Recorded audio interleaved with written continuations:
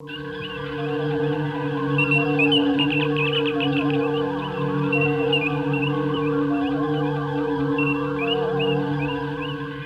this is Mark A. Altman. And this is DAREN DOCHTERMAN. And this is Ashley Miller. And we are the Inglorious Treksperts. Go behind the scenes of all your favorite Star Trek series, from the original series to today, with the stars, writers, producers, and more, every Thursday, wherever you listen to podcasts. And for more, subscribe at trekspertsplus.com. It's the logical thing to do. Keep on trekking. Ingloriously, of course. Hey, this is Mark A. Altman. This is DAREN DOCHTERMAN, and we are the Inglorious Treksperts. I thought it was a classic femme fatale. So much fun. Like that Shakespearean lace in your acting. I said, Gene, what do you want from this character? I want you to just take the character and make it your own. I had a good time on the film. On day one, the movie was already $15 million over budget. We started this movie without an ending. That's like painting yourself into a corner. I don't think we've ever had a Star Trek captain on our show. Being, as you said, number one on the call sheet, it is a producer's position if you're going to take it seriously. I was so glad they didn't cast me as Lorca.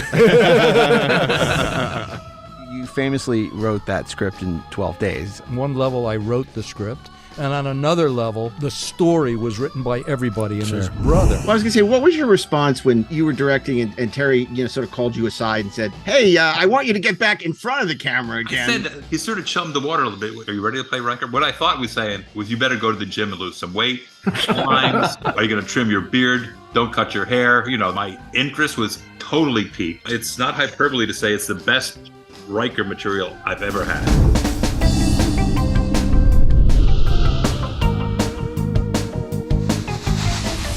New episodes available every Thursday, wherever you listen to podcasts. Or subscribe today at TrekspertsPlus.com. But keep on trekking. Ingloriously, of course.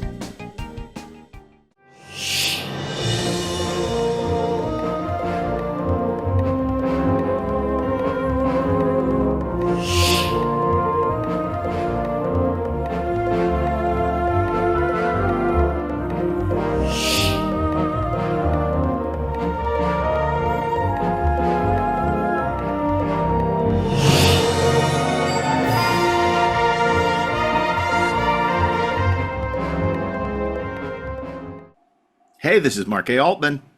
And this is DAREN DOCHTERMAN. And this is Ashley Miller. And we are the Inglorious Treksperts. Ta-da! We are. Welcome to the 7th season premiere of Inglorious Treksperts. Yes, we're back for another season. It's so exciting. We're back in outer space. 7 years of this insanity. And it shows no sign of stopping, still going strong. And we got a great show for you. There's no interviews. No earthly way of knowing which direction we are going. Indeed, we are here, and we thought it was only appropriate to celebrate for our 7th season, sevens in Star Trek. Yep, that's what you heard me right. We're going to celebrate every kind of 7 in Star Trek. 777, the magnificent 7. 777, the neighbor of the beast. So many seasons and episodes and all kinds of stuff. So we're going to be talking about 7 of 9 and all kinds of good 7. Well, don't spoil everything. Well, that's the episode. There we go. Okay, thanks for joining us. Okay, thanks a lot. Hey, speaking of, before we dive in, couple of things I want to just address with our loyal listeners. First of all, we are going to be making some changes, implementing with this season.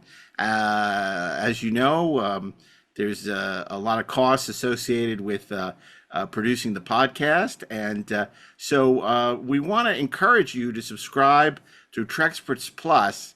It's a chance for you to get commercial-free episodes, not only of Inglorious Treksperts, but also Deck 78.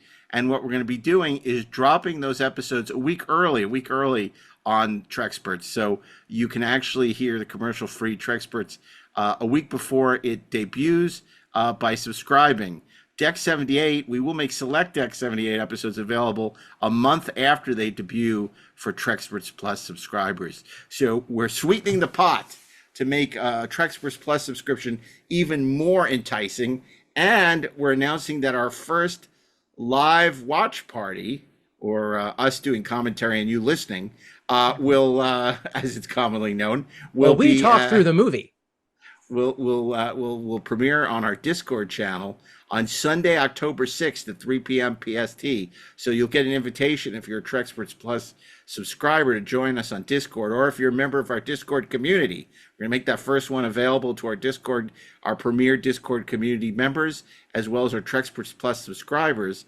And that'll be Sunday, October 6th at 3 p.m. PST. We'll be announcing the movie on our social channels. It's going to be something fun.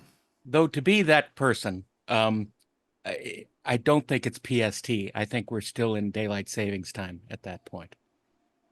Okay, whatever. Because Pacific Standard Time. 3 o'clock in Los Angeles. I don't care what we call it. It's 3 o'clock where I'm going to be sitting. We don't want to give anyone wrong information to give them cause to complain. That's true. Especially me.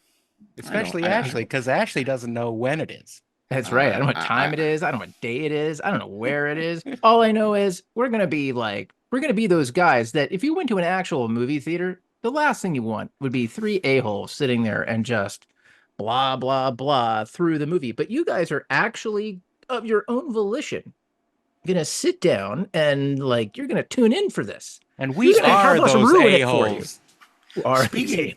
Speaking of complaining, I just want to point out, we were extended an invitation to come to the Star Trek cruise at the beginning of the year, and Ashley and I turned down the invitation for a variety of reasons, work related, lack of wanting to be on the water related, a multitude of good reasons. Fear of scooters. Anyway, suffice it to say, Ashley and I very nicely rejected their offer. So, but Darren was interested. I embraced it with open arms and full hearts. And then after Darren said, I would be delighted to take you up on your generous offer to have us on the cruise, he was rebuffed. I was rebuffed. I was reneged. So I have to tell you, fuck the cruise. I don't like my good friend and Trekspert's partner, Darren, being rebuffed, or whatever you want to call it.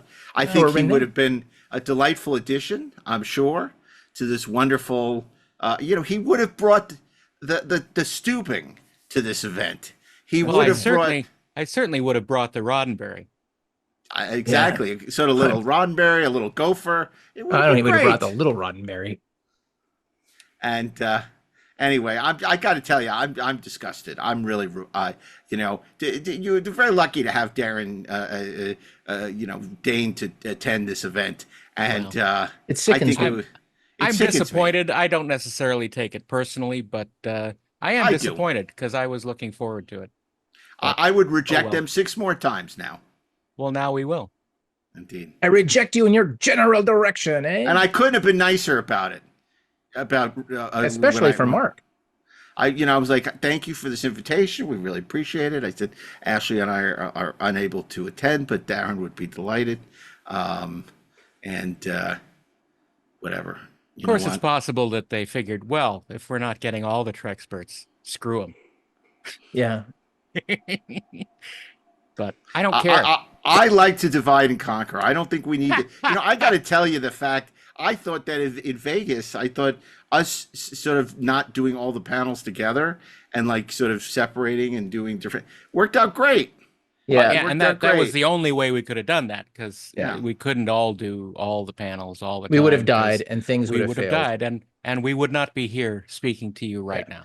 No, and I think it actually works out great because a lot of these panels sometimes I tend to monopolize the conversation, and when I'm not there, it's like you get to see how brilliant Darren or Ashley are doing these panels. So it's like I think that it's great. It's great when we we're stronger with you than without you. But I think that we also can do these individually, and it's a treat every time. Well, the great thing is we all have strengths, and together we are strong, and separate we are strong. But and we are smart and make things go. Well, that wasn't some of us are smart. That wasn't a seventh episode of a season. But yeah, we're going to talk about sevens today.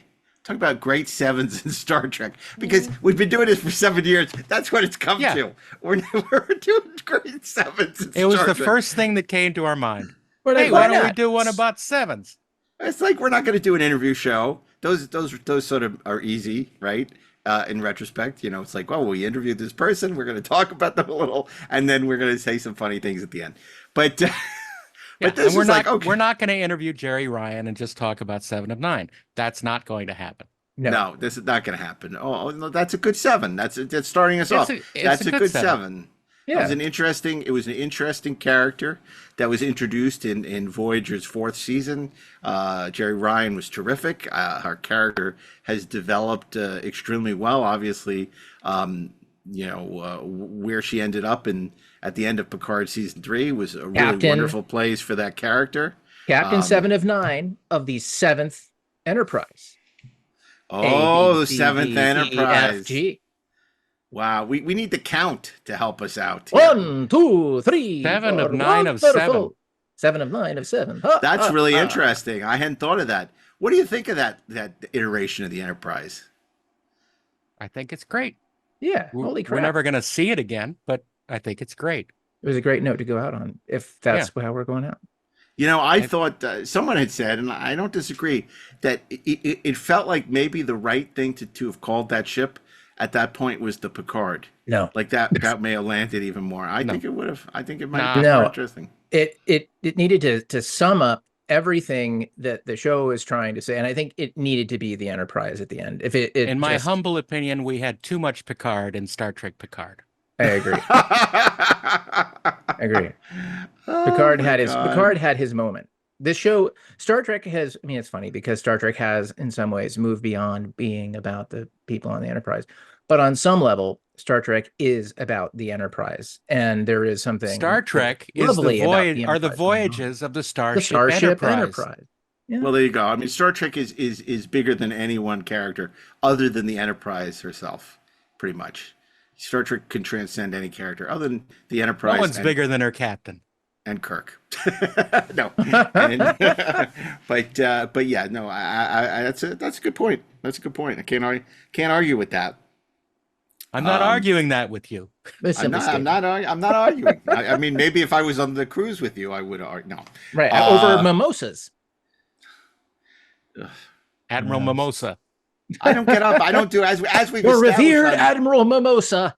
As we've established on the show, I don't do breakfast. So there would be no mimosas for me. No. Well, you're missing a whole third of your life. That's right. I'm happy to miss a whole third of the Treksperts on experience. I got no problem with that. but we should start doing the breakfast addendum for our restaurant reviews. Well, for example, we would always meet for breakfast at 7. Yes, that's true. Interesting. What do you guys have for breakfast, if I may ask? Breakfast foods. Breakfast. No, like what's bacon. Eggs, bacon, sausage, sometimes a muffin, sometimes fruit, sometimes shitloads of coffee. Do you know the Muffin Man? Ashley, I do. He lives on Drury Lane. Okay. I'll tell you something before we get to the Star Trek Sevens. I would be remiss if I didn't mention William Shatner's brilliant MTV parody of 7, in which he played not only he played everyone. He played everyone. He played Kevin Spacey. He played Brad Pitt. He played Morgan Freeman. He played the head in the box. But he played them all as different characters that he's played in the past. Yeah, Captain Kirk, C.J. Hooker, and of course the host of Rescue 911. Right. So brilliant. But not his character from Barbary Coast, unfortunately. Yeah, it's just not a household word, unfortunately. People don't. Or the guy in Kingdom of the Spiders. Yeah. No. Or in Comanche. That's right. White Comanche. White Comanche. He could have played both those guys. Yeah. The evil one, and the not so evil guy. I love that White Comanche. I mean, in the way I love Pretty Maids All in a Row. They're terrible movies, but You appreciate crap. I do. I'm a lover of crap. Yeah. But there are a couple, before we get into like 7th episodes and 7 seasons, you know, give me some 7s. We talked about 7 of 9. What are some other notable 7s in Star Trek? Well, there's the Galileo 7. Yes, that's right.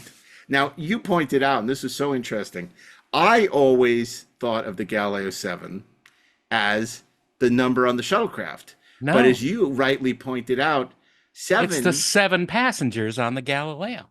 It's the 7 passengers on the Galileo, which is so interesting because it's like the Chicago 7 or something like that. Or the Magnificent 7. Or the Magnificent 7, correct. Or the Magnificent Ferengi. Or 7 brides for 7 brothers. That's right. That's right. You know, Galileo 7 is such an interesting episode. I think it's kind of interesting because it's as close as the original Star Trek ever got to Lost in Space territory. And yet it's done so much better than any episode of Lost in Space. At points it is. At points it is exactly like Lost in Space, unfortunately. I think it's so creepy though. Yeah. At certain points, until you see the guy lobbing the giant toothpicks. Yeah. But it kind of breaks down a little bit. But I thought that they did a very... You've all seen the photos of what that creature looked like. Yeah, and I thought terrible. It was like Jaws. I think they did a really good job of cutting around it, where you don't really see that much of it, you know, and that made it kind of creepy and cool because. I was going to say it's extremely well written in terms of having Spock deal with his first command. That's for sure. That's the heart of it. It's a BID. Well, you know what? It's like, what's the thing? It's like, I think this is why you're saying it's like Lost in Space, because on some level, conceptually, it's a B. But because of the things that specifically make it Star Trek, it elevates it, right? It elevates it to something that is asymptotic to an A. I don't know if I would give that episode fully an A, but I think it deserves at least a B plus, right? Absolutely. It's like its ambitions are to make it far more than. Yeah, okay, I'll go with that. I'll give you an A minus. And you know, the performances of the secondary characters, especially Don Marshall as Mr. Boma, are excellent. And it really gives us the first chance to see someone pushing back at Spock and his decisions. Yep. I think it's great to test Spock's resourcefulness and his ability to command. And I think it's a wonderful thing for his character. I think what elevates it from Lost in Space, I think there are two things. Well, 3 actually. One is 7 actually. No, 3. There's I think that wonderful scene where they want to have the funeral, even though it's really dangerous, and you know Spock, you know, kind of pushes back on all that. I think it's really great when they're inside the shuttlecraft and you don't really see the creature, but it's holding it down. There's a lot of suspense, like are they going to be able to get off the planet, you know? And of course that great scene at the end where Spock risks everything to ignite the fuel to send off a flare on a hunch, and he gets called out on it, you know, even though it was a desperate emotional decision. It works, and the fact that, you know, everyone kind of acknowledges like his act of desperation after he'd been a terrible captain the whole episode. So I think in that way it's a really great episode. Plus, I'm a sucker for the shuttlecraft. I love the shuttlecraft. Shuttlecraft is great. It's you know what you'd really like then? Metamorphosis. You know, it's funny because I don't love Metamorphosis. I love the shuttlecraft in Metamorphosis. I think it's beautifully, and I've said this before, it's beautifully shot and directed by Ralph Sinesky. My problem with that is it's not about our characters. There's never a point where it really becomes about Kirk, Spock, or McCoy having to make a crucial decision. It's really about Zephram Cochrane and the companion, Nancy Hedford. So I don't know. There's something about that episode that never really connected for me. Well, also Zephram Cochrane's reaction when he learns that the companion is female is just completely ludicrous. I mean, he has shared consciousness with the companion. He should know all this stuff already. And it just doesn't make any sense. I mean, character-wise or plot-wise. Yeah. Well, how many of us have lived with a woman for 3 decades and still don't understand her at all? I mean, you know, I'm not naming any names or pointing any fingers at anybody, but it happens. I only spent 1 decade, and that was enough. Look, it's a very beautiful, beautifully told episode. I understand why people, Scott Mance, love the episode. It's just not in, you know, it's not something I consider a really special episode. I think, but again, I think, you know, there's some beautiful flourishes. Like Sinetsky shot the hell out of it. You know, when they hold up the scarf and we see the companion through the scarf. I mean, there's so many nice directorial flourishes. Absolutely. You know, so in that sense, it's great. Other sevens, because before we get to episodes and seasons, I actually I came up with a few, but I'm curious to see what you guys might have.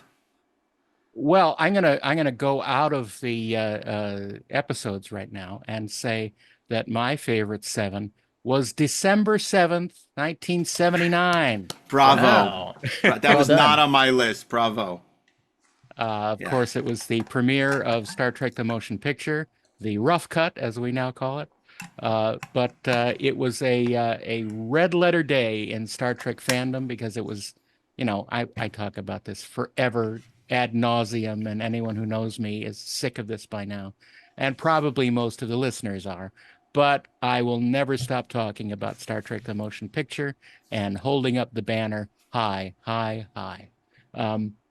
Because it is a next step in the evolution of Star Trek. And we waited a long 10 years between the original series and the debut of the movie.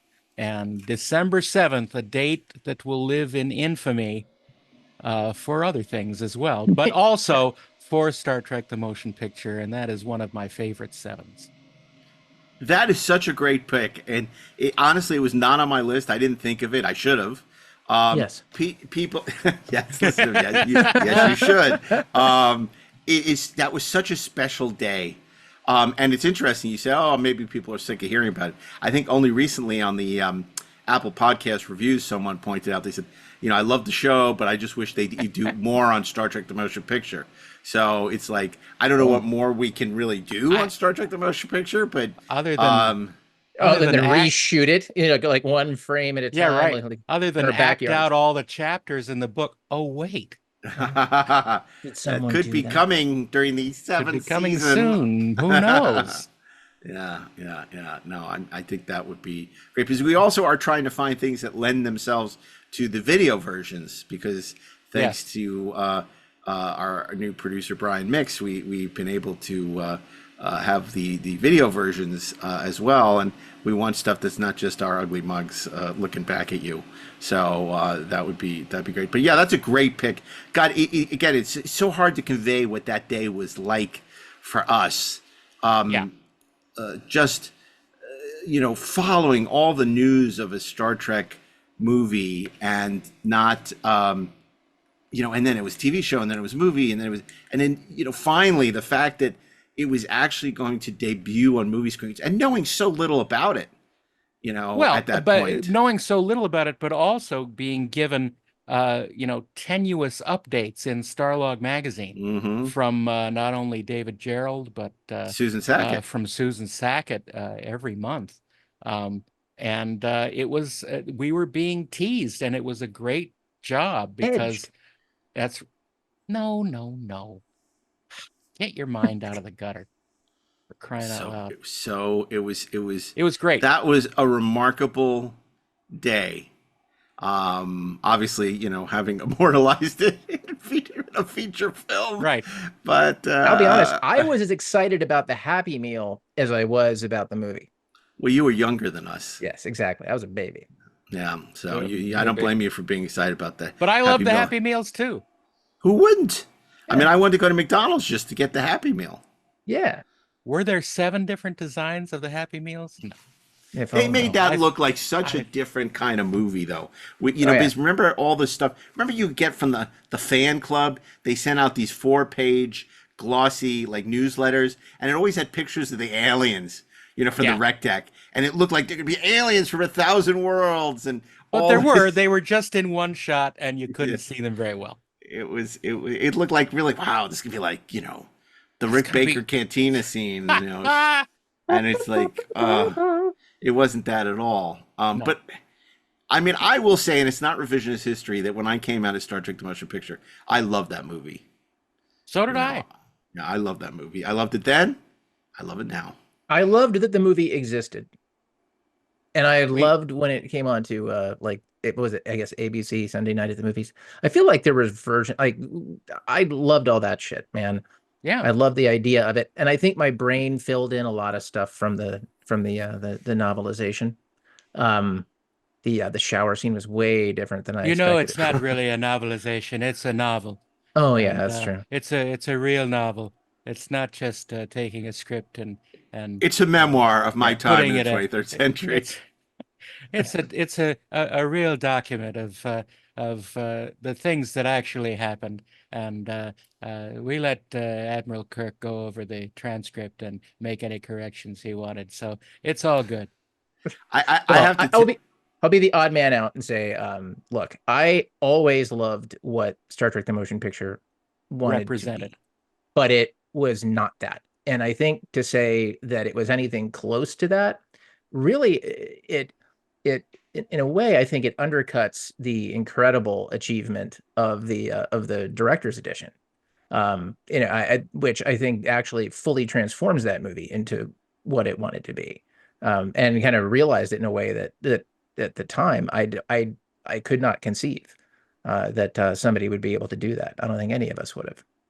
I don't know if I agree with that. Actually, I think the director's edition is the next iteration. It's a much better version of the movie. Much better. But when I saw the film at the time, it still had that scope. It still had that epic feel. It still had that Jerry Goldsmith score. I'm thinking that this is a movie that's not finished. This was a movie that was spectacularly visual.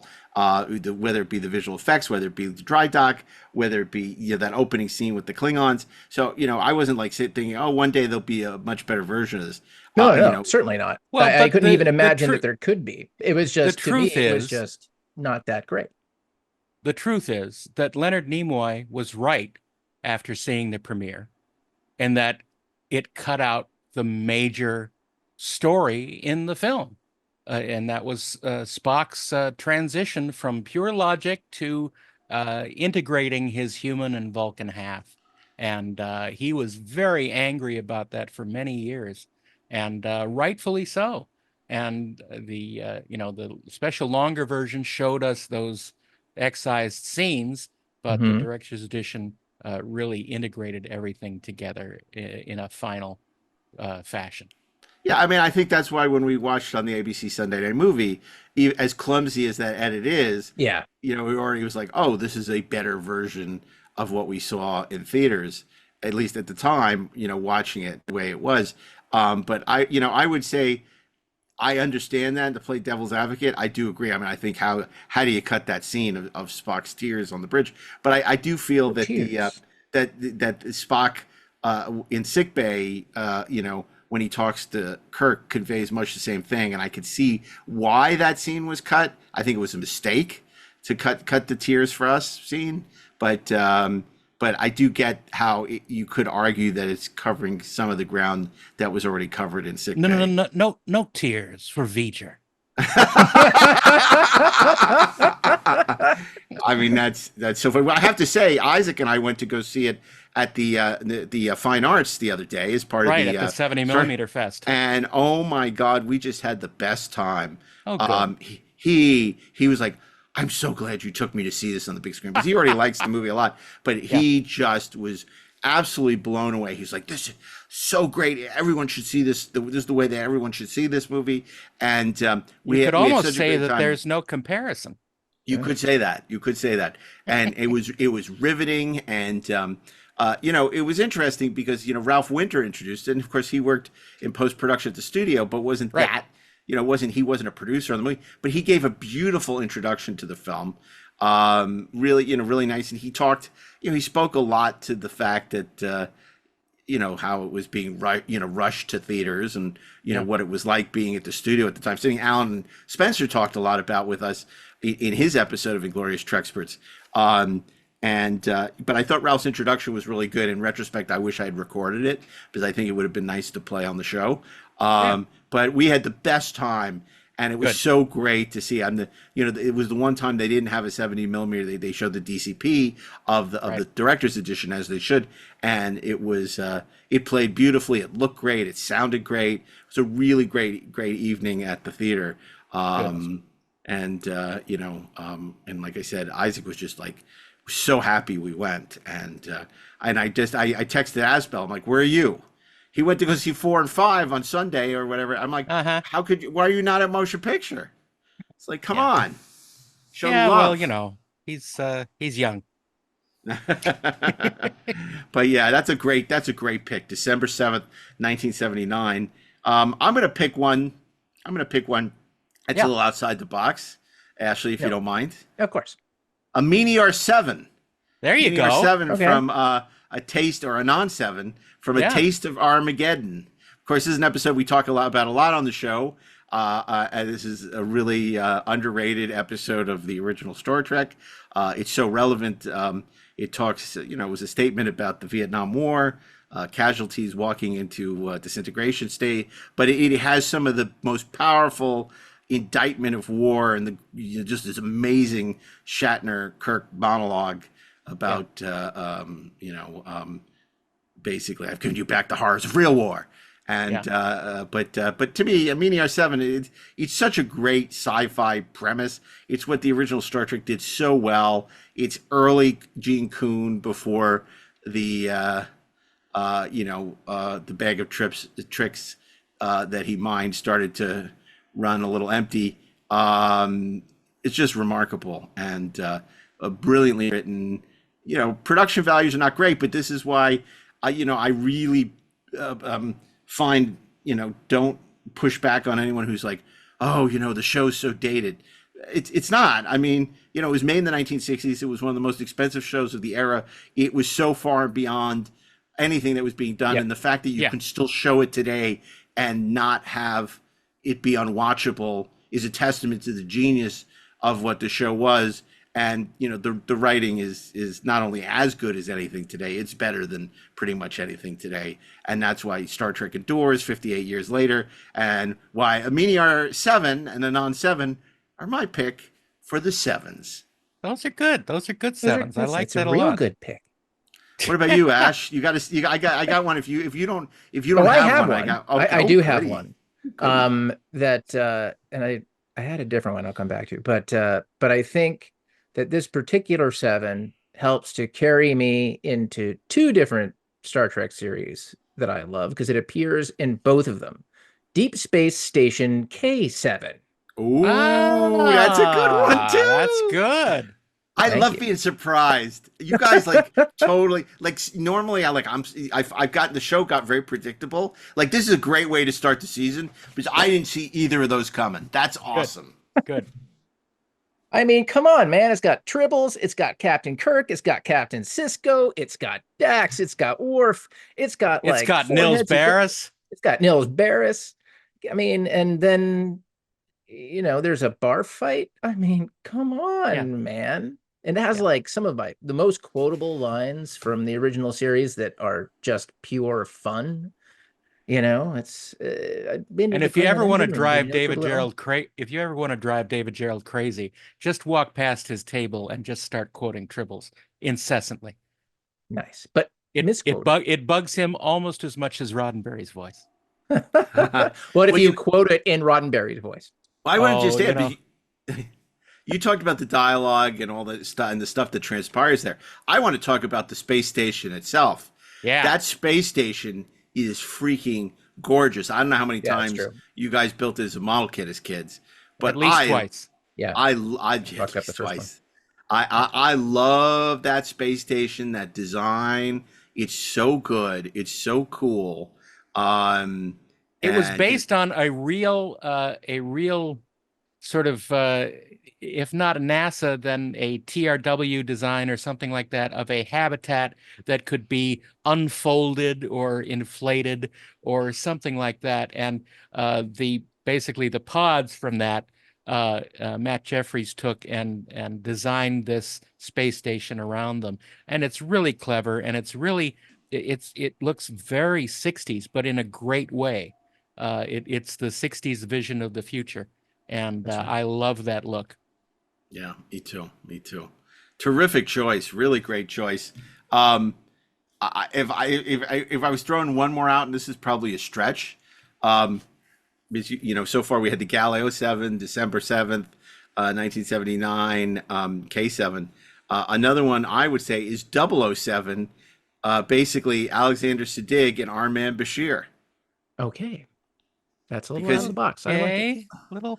I mean, he's not playing James Bond, but he is. It was clearly James Bond, but they couldn't say it was James Bond. And they didn't say it was James Bond. They didn't, because they couldn't. In my world, that's James Bond. So can I give you 3 sevens that are just sort of strangly coincidental? Well, so don't steal my 7. Okay. A trinity of characters, all of whom have That's 3. 7 well, they have 7 letters in their names. Jim Kirk, Mr. Spock, Dr. McCoy. 777. The triple sevens. We're back to that. That's fascinating. Isn't it, though? What? I'm confused. Jim I Kirk, don't get that. 1, 2, 3, 4, 5, 6, 7. Mr. Spock, MRSPOCK, 7. Oh. Yeah. See? Oh. Isn't that cute? Fascinating. Yeah. And Dr. McCoy. Yeah. That's interesting. Wow. I never thought of it that way, and I never will again. That's the great about it. That's the beauty of it. And Spock, if you could pronounce his first name, is 7 too. That's right. Yeah. Okay. Gary 7. Oh, you took shit! Gary's. I'm sorry. I was like, suddenly I was just God. like I had like a aneurysm, and it just You just gotta keep going and going and going and talking and Sorry. talking and running over everything. Thanks, Ashley. For Yes, those of you, I will be Gary silent. 7, the man this with is the what number it's like for on a the last 4:30 name. movie. This is what it's like on the 4:30 movie It being is, on Thursday. actually. Go ahead, No, Darren. it's nowhere near as ugly on the 4:30 movie, because I'm sorry, everyone Darren. has their own day, and none of us interfere. No one interfere. No one, don't breathe, don't think. You're But at attention. yes, my favorite spin-off that never was, Assignment Earth, featuring human Gary 7, raised by aliens, and he is the true 007. I mean, he And is the a Quiz secret agent. Mm-hmm. And he actually did things that 007 would have done if he had an amazing computer and Terry Garr for a pet. Yeah. Okay. It's I love it. I love it. I love it. And I love that our crew has very little to do with the episode, because it's a lot of fun. And look, Gary 7 and Roberta Lincoln are characters that I would have loved to have seen continue. And ISIS. It's Doctor Who for smart people. That's true. It's Doctor Who for smart people, isn't it? Actually, the same time we're going to lose more listeners over that. The same time that episode was being produced and Gary 7 had his servo, Doctor Who was being shot, and Doctor Who had his sonic screwdriver at the same time. So it's Hodgkin's law of parallel development. So it's really great. And Tom Servo is nowhere to be found. Tom Servo was never to be seen again. But look, the gadgets in that are great. The Beta 5 computer is wonderful. I named my Patreon after Beta 5 Productions. So it's something that I love and have loved for years and years. And damn, I wanted to see more Gary 7. It's so funny because every time, we go to the airport for one of these conventions, Darren parks his car here, so the driver can come pick us up. And it's so funny because Let's not give that away, because that's kind of, something okay. that can be traced. Oh, but okay. I don't have want a to what's that word? I have a representation of Beta 5 on my car. And my son always says, God, he loves that assignment Earth. I yes, do. He does. He does. I do. He does. So much. Yeah. Do you guys have any idea what our 7th episode of Inglorious Treksperts was? No. Wow. No, not at all. I don't even remember what our first episode of Inglorious Treksperts was. Well, our first episode was called Leaving Dry Dock, and we discussed what we hope to accomplish with this podcast. Did we hit any of those goals? I don't know. I haven't listened to it in a long time. I can't tell you what our 7th episode. I should listen to it. What our 7th episode of Inglorious Treksperts. Are you ready? You'll never guess. In fact, let's play it right now. Yeah, right. And now, ladies and gentlemen, What's Up, Ruck? Comedy in Star Trek with David A. Goodman. Oh my goodness, that's funny. That was our 7th episode, the first season, where we talked about comedy in Star Trek. So it was a good episode, if I recall. I seem 7 years that. ago. It's funny because I have a secret Twitter account that is called Stand Up Ruck. Oh, now it's not a secret, is it? Well, no, it's fine. It's like your car license plate. I haven't posted it in ages. But okay. I used to put up goofy stand-up jokes as if Ruck were telling them. And I'm going to have to look back. You're a real geek, aren't you, Darren? You think? With a lot of time on his hands, I think so. In the 7th season, no, I just discovered. I don't have a lot of time on my hands. I just don't sleep much. Oh, okay. Cool. Me neither. Oh, really? As you can tell by our brand new Inglorious Treksperts backings behind each of us. They're gorgeous. Thank you. Excellent awesome. job. I was done at 1:30 this morning. Well, they're terrific. And I like that the green matches the green border that appears when your microphone is active. Yeah, it does a little bit, but it's cool. I dig it. People won't see that during the episode. Yeah, that's true. But you know what? That's all right. Those people don't matter. Everyone matters. I don't think when I read about like how to make your podcast even more successful, they don't say insult your audience. Never. That was never in any of the And yet it's worked for us. I was gonna say, isn't that's what this podcast is about? All about. That's why we're aboard her. Oh, no, that's not true. We love our listeners. We really do. Oh, we really do. How lucky we are. Yep, and they'll all be in Columbus, Ohio at GalaxyCon to say hello. That's no cruelty policy in Columbus, Ohio. You cannot have the duck. Credit rating like that. Before we get to 7th episodes of seasons, yes. What is the best 7th season of a Star Trek series? Best 7th season of a Star Trek series? Deep Space Nine. Come on. Well, I mean, there are only 3 shows that had 7 seasons. Yeah. And TNG's 7th season was not great, with a couple of exceptions. Voyager's season 7 was a season of Voyager. My God. I'm on a roll tonight. And then there's Deep Space Nine. Well, unfortunately, it's a Kaiser roll. And Darren, do you agree with that? Maybe. I mean, I'm not as much a devotee of Deep Space Nine as you two are, but I like it. But I think there are some things good to be said about TNG's 7th season too. So... Not a lot. Having just rewatched it, it's really weak. Obviously goes out on an incredible high note. Yeah, Lower Decks is fantastic. Preemptive Strike. Preemptive Strike's great. Obviously, All Good Things is phenomenal. Rascals is fun, as we've discussed in the past. Yeah. But there are some really bad episodes. Masks is that season. Ooh. Sub Rosa is that season. And then there's just a lot of forgettable episodes, like the one with Data's mother, and just like it's not even meat and potatoes. It's just the potatoes, and nobody put anything on the potatoes. The one where they clone Picard's son, give him a son that they cloned from his DNA so he could kill his son to get revenge against Picard. It's even dopier than Nemesis. Nemesis? Yeah. Nemesis? Not quite as dopey as Nemesis. Forbidden. I mean, it's a weak. It's also the one that introduced the warp speed limits to the mythology. That was stupid. So it's not a good season. I will tell you, Ashley, I absolutely agree with you.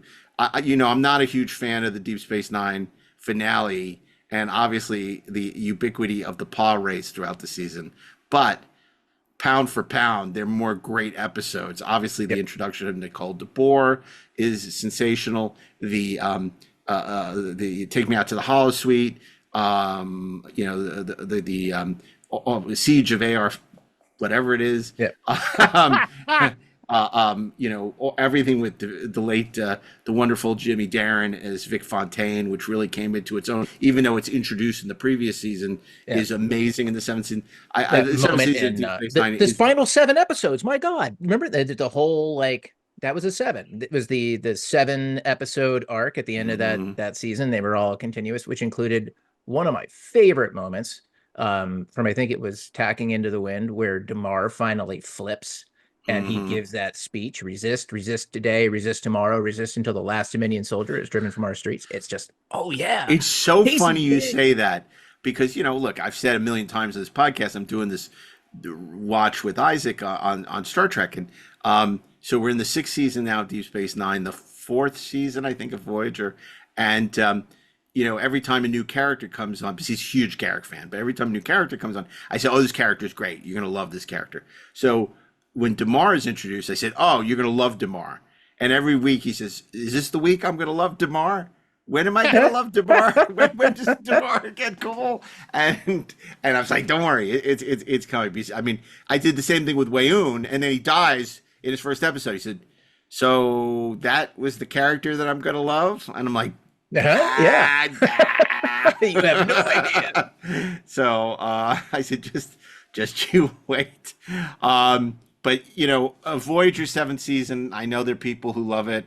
I'm not particularly even, I told you guys, it's like, I really made a point of wanting to really give Voyager a chance, because people love Voyager. And I'm like, I'm going to give it a chance with this marathon I'm doing with my son. And I'm excited to finally discover the joy of Voyager.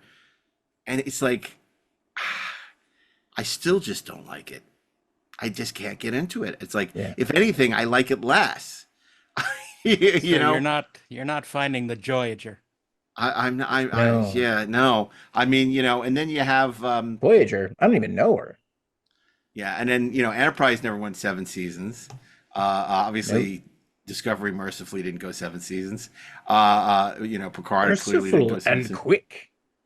So let's talk about 7th episodes of seasons. So this is going to be interesting. Do you have any idea, because I have it right here, what the 7th season of TOS season 1 was?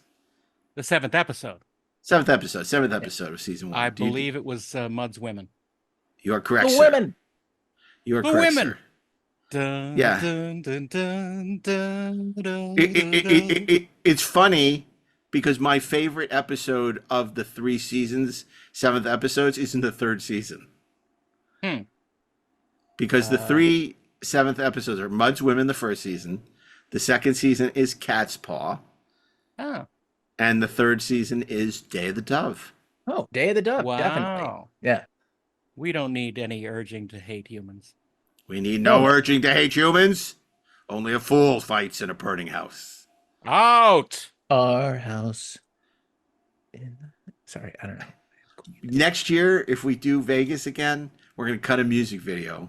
Yeah, we are. To Madness is Our House, and it's just going to be footage from Day of the Dove. Or burning down the house, honestly. I actually tried to put together, but I wasn't able to get the editor to do it in time. I wanted to do a montage of Best of Both Worlds to Van Halen's Best of Both Worlds. Well, just because I could. You could have cut a montage of clips from all Star Trek to the 60s, the turbulent years from Nixon.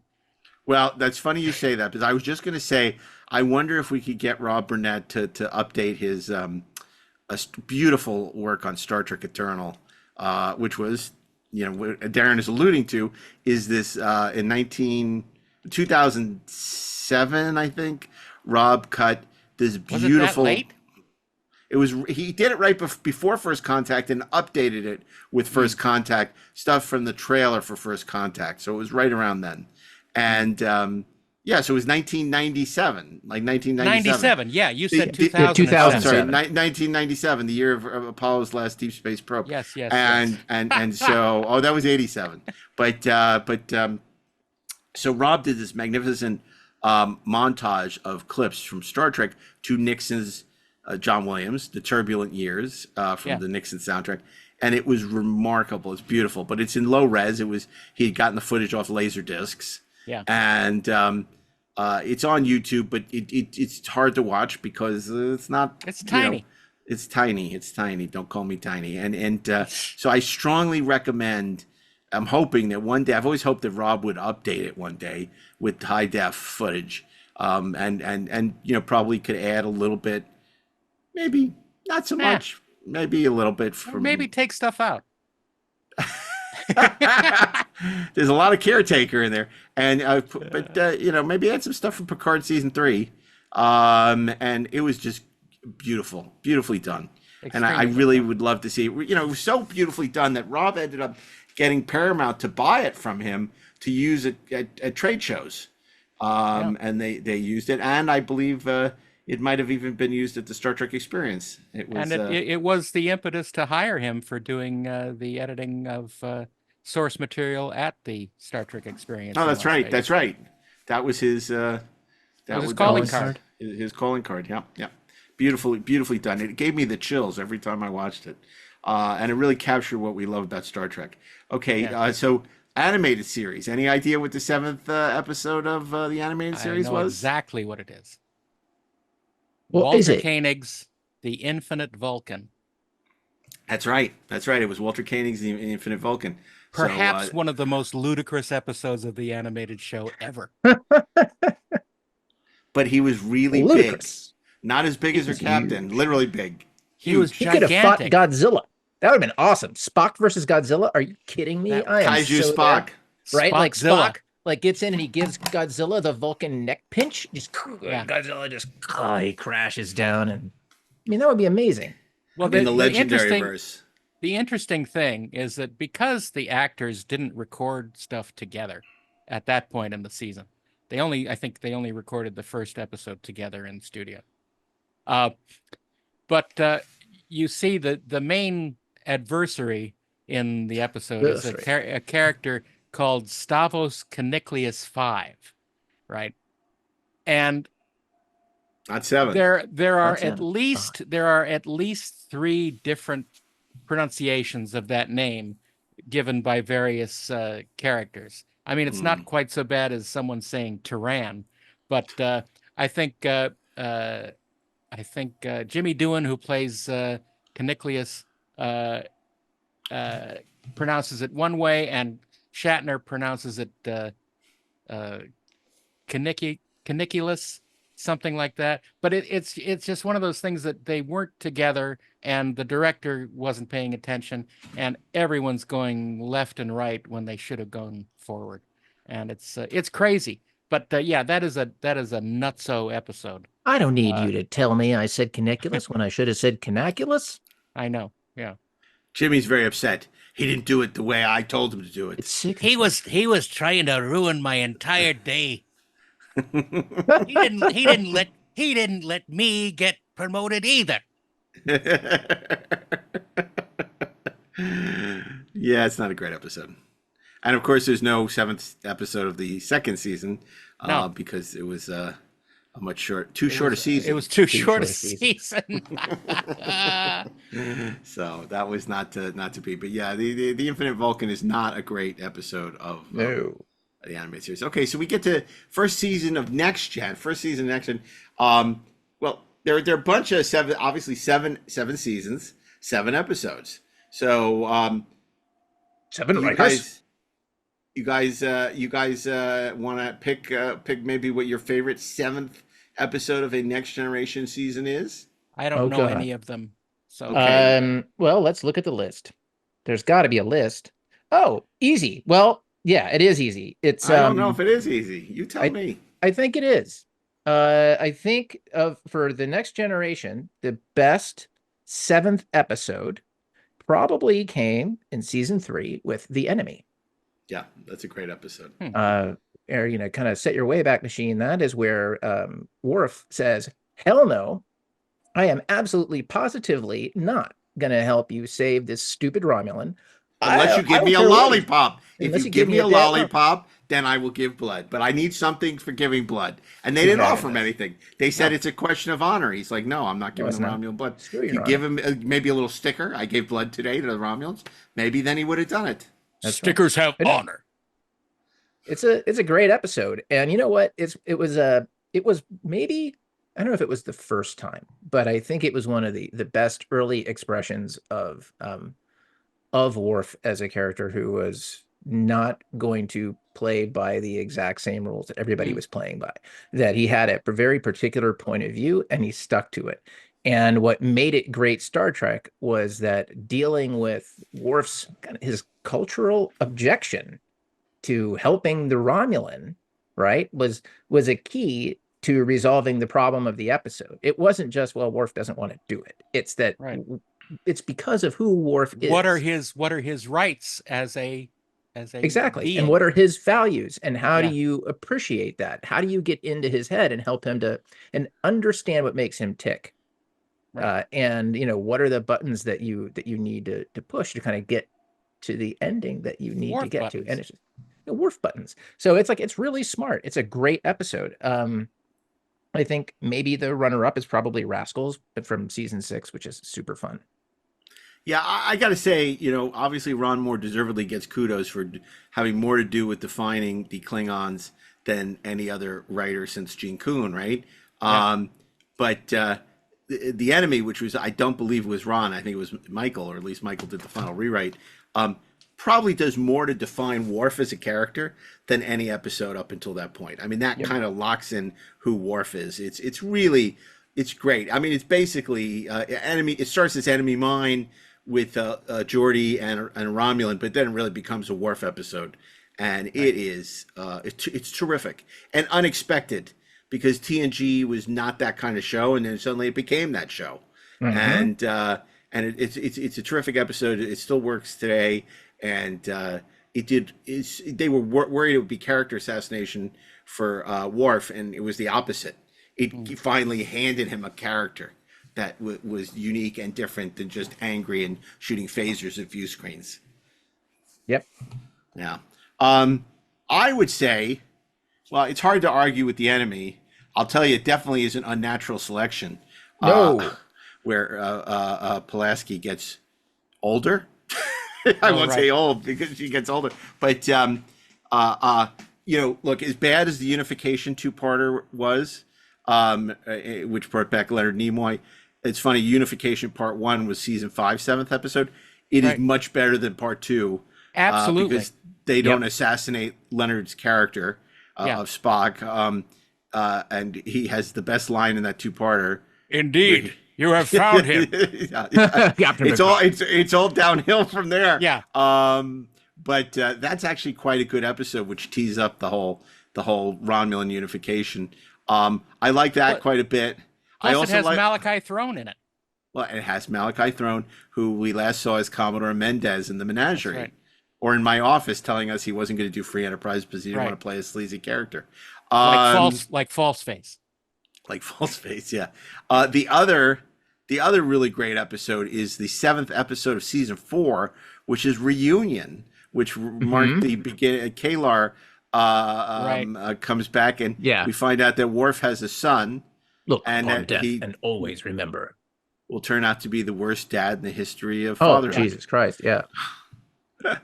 Yeah, I'm not a fan of the Worf and Kalar story and the whole Alexander thing. I think that took away from some of his interest for me as a character. I know people love it. But I'm not one of them. The context of the episode, and maybe I don't think I'm misremembering that. Spoiler alert: that was the episode where Kalar dies. There was something about that moment that I thought was incredibly powerful. I mean, the mistake of the episode was kind of keeping Alexander around. Like, what Worf there's a phrase that sometimes gets used in writers' rooms, Mark. I don't know if you've heard it before, where you give the character a kitten, right? Yeah, you have like, you know, the sort of the gruff character, and you give them a kitten, and suddenly everybody likes him again. Well, the truth of the matter is, Worf had a kitten. It was the rest of the crew of the Starship Enterprise. But the incident in the episode, you know, what that meant, right? You know, there was something that was very powerful about the climax of that episode. And I think if there has been an incident, yeah, on Praxis, but that was different. An incident. Look, I really like the episode. I don't like Alexander, the not so great, but you know, then they did some interesting things with him on Deep Space Nine. Yep. I like it a lot better than DAREN. I think it's a good episode. I think an episode we can all agree was not a great seven was 7 seasons, and this goes back to why we say Next Generation season 7 is not good. The absolutely dreadful dark page where Deanna Troi has to go into the mind of her mother. God, could you imagine having to go into the mind of your mother? Jesus, no. And, it's only memories of seeing The Hunger. It's funny. It's not good. It's not good. Not a good episode, and it just is typical of sort of the creative failures of the. It's of a the dark season. page in the history of Next It's Generation. a dark page, and speaking of sevens, what comes after the Undiscovered Country? Star Trek 6. Generations. Yeah. Yeah. Well. Okay. And that happened. Not a notable 7, but in terms of Deep Space Nine, there's a bunch of strong 7s. Ashley, do you have one that's particularly your favorite of the 7 episodes and 7 seasons of Deep Space Nine? Man, it's actually a tough call because of the episodes that are on that list. Nothing is really less than meat and potatoes. I want to say, man, it's tough, but I think I'm going to give the edge to the 7th season, 7th episode, Once More Unto the Breach, which deals with Core and kind of the final disposition of a great warrior. And I think it's just great warrior. Wars not make one great. Yeah, it does. Shut up. No, it's a terrific episode, and it's everything that you love about the Klingons. It's everything that you love about the Klingons, particularly on Deep Space Nine, where they are. I think they actually got much better treatment on Deep Space Nine in some ways than they got on the Next Generation, simply because you got to see them in action as allies and not simply presented as a problem all the time. They were challenging, but who they were and their culture mattered, and we got to see them in kind of a different way. And with Core, it was, here's like this guy's last ride, and it was awesome. And John Cleese was just great. And you know, I mean, it's I don't know. I don't have anything about it. There's nothing about it that doesn't make me go, yeah. In fact, I want to go watch it again now that I'm thinking about it. It's funny, you know, you saying all that about the Klingons makes me think. I did the same thing with Isaac. I did when I said about Damar. I said, "Oh, Martok's a great character," and then he's killed, and he's like, "Dad, okay. What are you talking about?" Yeah, yeah. So, but I was validated. My opinion was that now he loves Martok as he should. That probably would have been my pick, but I'll go with. I'm going to go with You're Cordially Invited, which is the wedding episode, which I think is great. Terry's terrific in it. Michael's great in it. Has a great premise. It's fun. It's dramatic. It's it has a lot going on. And it coming after Sacrifice of Angels, it could have easily been a complete dud because you go from the highs and the operatic, war, one of the great episodes of Deep Space Nine ever, to a much quieter episode. But I think it totally works. And it's where they start to plant the seed that Quark is in love with Dax, but he can't really, do anything about it. It's really great. There are a couple episodes that are underrated, though. 7th episodes. The producers always said, "Oh, we never brought Q back to Deep Space Nine because it was a dud." I like Q-less. I actually like Sisko and Q together. You punched me. Picard never punched me. Yeah, but I like Cisco with anybody. I mean, the one thing during my rewatch that's clear is like we totally, when we did our holiday list, and I think it was Kirk and then Cisco is the best Star Trek captors. I don't know, captains, best Star Trek characters. We were 100% right. I mean, Cisco is nipping at Kirk's heels. I mean, he's so great. He's so great. He is totally the man. Well, and they did meet, so they did. Understandable. They did meet on Deep Space Station K7. Someone he could be friends with. Season 3, Civil Defense is good, solid meat and potatoes episode. Yep. As is Starship Down, Season 4. Yep. Good submarine warfare episode. Yep. Great. It's no Balance of Terror, but it's really good. And then, look, people hate Let He Is Without Sin. I think that's because of the Worf thing. Yeah. Like, I don't think it's such a bad episode. I think it's an interesting episode. Again, it came after Trials and Tribulations, so it's a huge letdown after that. Yeah. But the fact that Worf actually sides with the terrorists, it does not service his character well. But there are some interesting ideas there. Yeah. And to me, it's like a better episode than Captain's Holiday if we're going to go to Risa. Yeah, that's for sure. Although, I mean, certainly there are things about going to Risa that recommend Risa episodes inherently. But they have nothing to do with the story. It's about production value. I would like to point out that the 7th episode of season 2 was Rules of Acquisition, and there is a 7th rule of acquisition. The 7th rule of acquisition is hear all, trust nothing. It's always good business to know about new customers before they walk in your door. New customers are like razor-toothed greenworms. They can be succulent, but sometimes they bite back. One of the rules of acquisition that could have used a little editing. Yeah. But it wasn't Nog. It was whose speech was it? They can be succulent, but Rom? Yeah, thank you. It was Rom. They bite back. Yeah.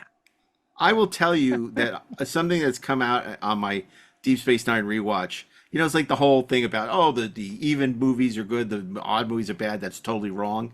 This whole idea that all the Ferengi episodes of Deep Space Nine are not good is wrong. Like, there's some really, really good Ferengi episodes. They're not all good. Some of them are duds, but there are some great Ferengi episodes. And I just rewatched The Magnificent Ferengi, and I liked it quite a bit. Yep. And there's not 7 of them in there. Although Iggy Pop is in it, he's not particularly good. No. But sometimes you just gotta. I give him a 7. Sometimes you just because you have an opportunity to cast somebody that you love, you do it. Yep. Even if they're not great. That's right. And that was Ira Bear. It's like, I can cast Iggy Pop. I'm casting Iggy Pop. I realize this is probably not an original thought by any stretch of the imagination, but it suddenly I don't know what made me come to this conclusion. But Salome Jens, right? So she plays the founder, right? She's the main founder. And she's the main founder. Okay, but you know what else she was in? Yeah, Seconds. And this is just in Seconds, right? It's like that was conscious on Ira's part, wasn't it? No, because she had already been in The Chase, playing a very similar type of role. So I think it was probably a Junie Lowry thing. But we should find out. Yeah, because it would be interesting, because in Seconds, of course, it's all about changing your identity in your life and all that other stuff. And I thought, well, that sort of seems like the kind of wacky thing that Ira would go, we should find out. Let's try that. Let's do that. We should put some questions together to Ira like that and just say, can you answer all these questions for us? And we'll talk about it on the show. I have to say, I really thought he and Ron and Robert were really good in our Ahmed Bashir panel the Spy Hearts did in Vegas. Because I listened to that episode. I thought it was really good. And Iris said something I never heard before, and maybe he said it, but he said, had there been an 8th episode, not an 8th season, not that there ever was going to be one. And I'm not teeing up our 8th season by saying this, because there's no way we could do this for 8th season, like best 8 episodes, best 8th episodes, 8s in Star Trek. Maybe we could Jupiter do it for Schoolhouse Rock or something. But so Iris said, once the Dominion War was over, you couldn't really top that. So they would have dealt with Section 31 and dealt with the threat from within. And it would have been about Section 31. I think it was really interesting. Yeah, that's for sure. The direction they would have done it the smart way. You were one badass bitch. let's not go there. Let's go to Voyager. So Yep, Voyager, seventh. The season one, ex post facto, Tuvok plays detective. Not great. There's some really bad seventh episodes. Sacred Ground, just terrible cast episode. I like Scientific Method. It's not awful. It's basically sort of like Schisms was on Next Gen. Bizarre. Basically all the sadistic stuff being done by aliens to our crew. I guess it's kind of a little like that second season episode also, where Silence Has Lease. It's not great. Written by Jack B. Sowards. Then you get into Infinite Regress, which is just a multiple personality episode for 7. Dragon's Teeth is the 6th episode, where sixth season. Yeah, and they end on a planet which is they find the stasis chamber, and then Body and Soul was 7th season, 7th episode, where the Doctor has been destroyed by those photon hating humans, and 7 becomes the host for the Doctor. That's probably the best of these, and that's damning it with faint praise. There's none of these that I really like that much. I do hate photons, so. So for me, it's either Scientific Method or Body and Soul. Well, that's great. Yeah. Okay. So, but Enterprise is a little easier because we only have 4 seasons. So, first season you had the Andorian incident, which is a wonderful episode from our good friend Fred Decker. It's a good episode. Again, it's acquired taste. You like the fact that the Vulcans are kind of engaging in this skullduggery, and there's a lot of racism between the Vulcans and the Andorians. So if you buy into it, second season was the 7th. Where that's a bit of a lame title for the 7th episode of the second season. Man, that City on the Edge of Forever, Requiem for Methuselah. It's not 7th episode is the 7th. Yeah. Wow. Well, they were really running out of ideas. They couldn't even come up with episode titles. In the 3rd season, you're in the middle of the Xindi arc, with the shipment, if City on the Edge of Forever was an Enterprise episode, it would have been called The Time Donut. The time, right? Exactly. Jeremy Bearimy. And I by far for me, the best 7th episode of Voyager is in the 4th season, The Forge, written by the Reeve Stevens, which is kind of brings back T'Pau, in a very bizarre casting choice. Not the singing group. No, that would be cool though. I'd watch that. But it's a Vulcan splinter group that T'Pau finds out her mother is part of this group, and she goes to a place on Vulcan called the Forge. But they have a Sailot in it, if I remember, and there's a couple of cool homages to yesteryear and a lot of member berries. A lot. It truly was member berries, but it's a good episode. It was part of a 3-episode arc as Enterprise was doing that 4th season a lot of, and I like it. I liked it. What about you guys? Any feelings about Enterprise that season? None at all. Favorite 7th. I had checked out by then. I'm gonna just say it. Yeah. Okay. And I mean, look, I'm not going to even subject you to Discovery 7th episodes. I've said before, I don't hate Magic to Make the Sanest Man Go Mad. That was the Harry Mudd episode with the time loop in this first season of Discovery. They had the audacity in the 3rd season to call their 7th episode Unification 3. Jesus. Which just pisses me off. Yeah. But did anybody actually even watch Unification? If I did, I've forgotten it. There have been 4 seasons now of Lower Decks.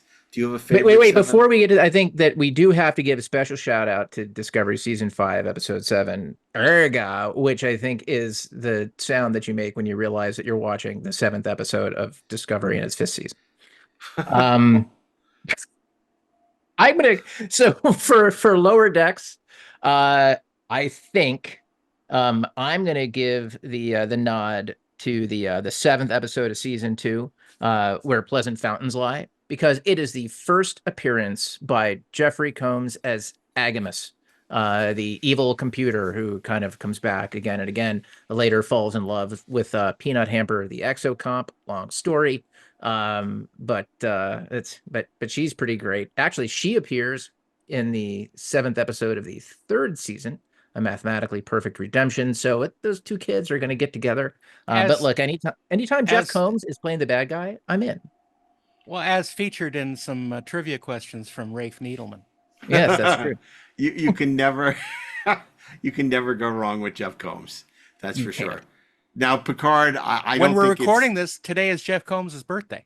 Is it? Oh, happy birthday! Happy birthday, Jeff. Wow, we should all send him a birthday greetings from the Send him Trekspert. a disembodied head. Yeah, that's See? right. Little reanimator joke there. That's correct. Yeah, love that reanimator. So Picard, I don't think this is going to come as anyone's surprise. I think we can all agree. Dominion in the 3rd season, yes, was the episode hands down. Yeah, and of course this followed up Nepenthe, which is an episode a lot of people liked in the 1st season of Picard because it involved the return of Riker and Troy, where we I think that's why they liked it, because they got to see member berries. Denise would have loved it. Yeah, because there was pizza. Because there was pizza. You know what? Back. Props to Terry Matalas for taking the silliness of that setup of Nepenthe and just spinning it into gold in the 3rd season of Picard. Like that basically, yeah, like neither one of us really wanted to be living in that stupid place they found us in the 1st season. But here is the deeply emotional reason why we were there and why we couldn't escape from it. And I think that was just brilliant. I'll take that and plus, because I totally agree with that. And I have to say in Nepenthe, I was deeply offended by the fact that they had killed their kid, that, that, by some illness had taken, and that they, were dealing with this and not Android-based illness, addressing it in interesting, right. Some Android-based illness. And Terry, to his, credit, takes it and makes it truly moving. Of course, that led to one of my favorite episodes of the season. What was it, 18 seconds or whatever, where he talks about, finding out that, his child is going to die, right? Yeah. And he's trapped in the time it took for him to go from the bridge to sickbay in the turbolift. It's really heartfelt and potent and beautifully done. And basically Terry and his writing staff really made a silk purse out of a sow's ear with that storyline. Yeah. And then the less said about Picard season 2, this is Picard's Masks. This was an episode called Monsters, where Talon goes into Picard's mind, who's in a coma, suffering from a monster that turns out to be his abusive dad, and discovering that his mother has committed suicide. I don't know what show this is. It ain't Star Trek. Meanwhile, Seven and Raffi are off doing nonsense with Alison Pill, who's discovered she's not on the newsroom. Instead, she's turning into a Borg or something. I don't even want to. Makes no sense. We celebrate the love here on. Yes. I don't want to go down that rabbit hole. And of course, Strange New Worlds has only had 2 seasons. They've had 2 7th episodes. The Serene Squall, which was the pirate episode, their Gambit. You know what? Gambit was better. Yeah, Gambit was much better. much better. And then there was last season's very popular with the fans. The crossover episode, yeah. Those old scientists. And I will say that obviously Tawny Newsome and Jack Quaid. Jack Quaid. It's a novel concept. They translated from animation to live action extremely well. A lot of, and for people who are fans, I could see why they embrace the episode so much. Yeah, I just think it went the wrong direction. But that's just me. Are you saying they should have been all animated? I think that the Strange New World cast should have. Yes, that's exactly what I'm saying. Like that's how that episode should have played out. Because I don't know that it necessarily worked to have them play the characters as they are. Like the heightened characters in the context of Lower Decks works great because underneath it there is seriousness. You know, there are these legit Star Trek stories that are being told, and one of the genius things about Lower Decks is when it's really firing on all thrusters, it can be very affecting. There's actual like pathos and there's actual gravity to it. And when they move them into the live action world of Strange New Worlds, they gave them the physical 3 dimensions, but they didn't carry the rest of the dimensionality of that animated series into it. And so it was just fun. There were some great bits, but were you talking about Captain Archer's dog pathos? Oh no, that's Porthos. Oh, right. Yeah, like Blue's Clues, only different. Right. Yeah, you know, it's interesting because this falls in, and we've talked about this, into my feeling. This is where everybody gets a trophy aspect of modern Trek. That apparently everyone's an admiral, so like everyone is thinks that every character who ever walked the deck of the Enterprise, over 100 years later, is revered as someone of like, oh my God, I can't believe I'm meeting Chekhov, or I can't believe I'm oh my God, it's Mr. Leslie. Yeah, exactly. You know what? I actually would be pretty Exactly. psyched if I traveled through time and met Mr. Leslie. What are the odds? How about that, Kyle, Mr. Kyle? The way you operated those computer Yeoman cult. I mean, it's just like, it's like, oh my God. I mean, it's like, how many people can we name from 100 years ago that are it just seems so. Only one, D.W. Griffith. I mean, it just just such a strange choice, because again, they're making a show about Star Trek, not a show in the world of Star Trek. Yeah. The show has become so meta that and it all goes back to that line in First Contact. What do we use? Some kinds of explorers and some kind of Star Trek. And ever since, it feels like these shows and these movies are more and more about like about Star Trek as opposed to about living in the Star Trek universe. Well, that's why they call it Strange New Choices. So anyway, and of course, really interesting choices for these shows. Number 7, 7th episode, 7 seasons, Galileo 7s, December 7th. It's like so many great, so many sevens. And much like the highs and lows of 7 seasons, this will bring you that and more here on Inglorious Treksperts, where we'll deliver the highs of season 7s, the lows of season 7s. It's all here on the Treksperts. And we got some really special plans as we embark on yet another new season. And hopefully we'll be bringing you some remarkable guests and a few insights and much more, and a few surprises as we begin our all new season, which you can now watch or experience in many more ways. You can listen to it wherever you listen to podcasts. You can watch it on YouTube. You can watch the video episodes on Spotify if you're a Treksperts Plus subscriber, or you can watch the audio episodes. I mean, listen to audio episodes. So many different ways to experience the Treksperts, or you can join the conversation on Discord or on your favorite social media channel. So And there's a lot of talking Trek. Some of you may like to watch it on YouTube and close your eyes. That's fine too. That's right. Close your eyes, Marion. Don't look at it. Oh my gosh. We watched Air Force One on Saturday night. Still Get a fun off movie. my plane. Yeah. Still. Came onto my plane. He had a mechanical arm. No, he didn't. That's not how it worked. I don't care. So anyway, but Well, this was a fun way to open up year 7. I hope so. We'll let the audience tell us. Yeah. No. But it was a lot of fun, and of course, the Inglorious Live Tour continues. We'll be in Columbus, Ohio, in December at another fine GalaxyCon. So if you want more information on that, check out galaxycon.com. And we got some big announcements for our travels in 2025, which do not include DAREN on the cruise, apparently. But so much the better. more. So much better stuff, because we're going to be doing a bunch of Galaxy Cons, and who knows, maybe we'll have a big announcement about little place Stuff? in Nevada at some point. Who knows? We'll see. We'll see. That hasn't. If it is indeed life from lifelessness, we must return to this place again, perhaps. So anyway, we're very excited to be sharing our 7th season with you. Thanks for sticking it out. We can't believe you're still here listening to the Treksperts. It's been a hell of a ride.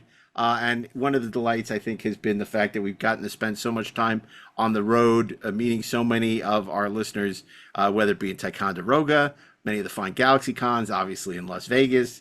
And as we said, the Inglorious Live Fun continues in 2025. So stay tuned for more details about that. And don't miss coming on Sunday, October 6th at 3 p.m., we're going to be doing a live watch of a TBD movie. You don't want to miss it by joining us on the Discord channel. If you don't know how to get on Discord, you want to go to the show notes, which will give you a link, and you can sign up for Discord. That's entirely free, although we encourage you to subscribe to Trekspert Plus on Spotify at trekspertsplus.com. Go to trekspertsplus.com. You can sign up there and listen to all our new episodes before anyone on Spotify, or you can sign up through the 430 movie and listen to it that way as well. On Apple Podcasts. On Apple Podcasts, yeah. So I guess that's really about it, guys, isn't it? Yeah. I guess that's we got to call it an end to the 7s right now. Mm-hmm. The 37s. God, that was a bad episode of Voyager. Remember that, Amelia Earhart? Oh my God, Jesus Christ! No. But I guess Amelia it's 37. Earhart. It's not really the 7s. It's 37. It's not the 7s at all. We drained 7 phases, and they still came. Nope. That's not it. Nope. That's 7, not 7 phasers. So. Yeah.